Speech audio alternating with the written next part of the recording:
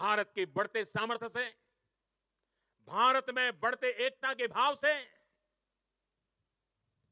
कुछ ताकतें, कुछ विकृत विचार, कुछ विकृत मानसिकताएं, कुछ ऐसी ताकतें बहुत परेशान है।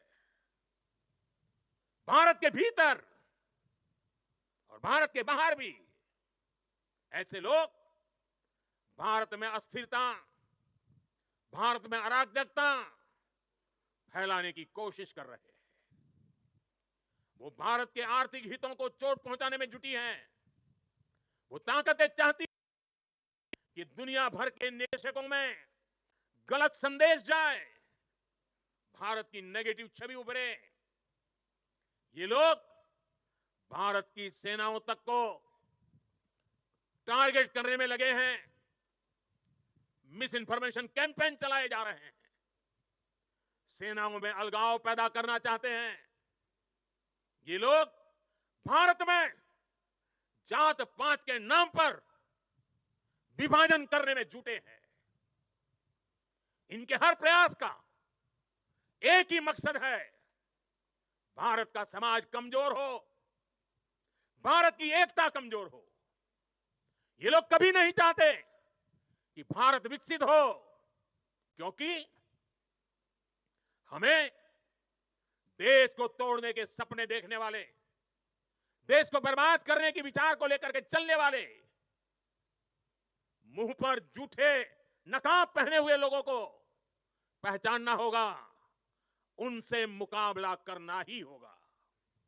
साथियों, आज हालत यह हो गई है कि आजकल एकता की बात करना तक गुनाह बना दिया गया है। एक समय था जब हम बड़े गर्व के साथ स्कूल, कॉलेज में, घर में, बाहर सहज रूप से एकता के गीत गाते थे। जो पुराने लोग हैं उनको पता है हम क्या गीत गाते थे। हिंद देश के निवासी सभी जन एक है, हिंद देश के निवासी सभी जन एक है, रंग रूप वेश भाषा चाहे अनेक है। ये गीत गाए जाते थे। आज की तारीख में कोई ये गीत गाएगा तो उसको अरबन नक्सलों की जमात गालियां देने का मौका पकड़े लेगी। और आज कोई अगर कह दें कि एक है तो सेफ है, तो ये लोग एक है तो सेफ है उसको भी गलत तरीके से परिभाषित करने में लगेंगे।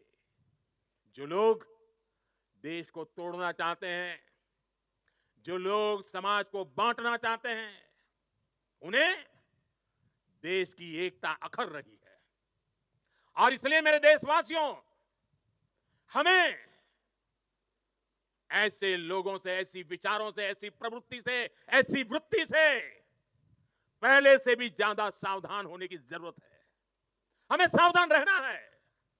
साथियों, हम सब सरदार साहब को, उनके विचारों को जीने वाले लोग हैं।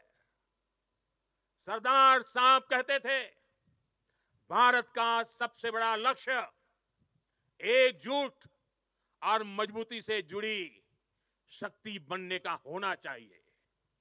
हमें याद रखना है, हिंदुस्तान विविधता वाला देश है। हम विविधता को सेलिब्रेट करेंगे तभी एकता मजबूत होगी। आने वाले 25 साल एकता के लिहाज से बहुत ही महत्वपूर्ण है। इसलिए एकता के इस मंत्र को हमें कभी भी कमजोर नहीं पड़ने देना है।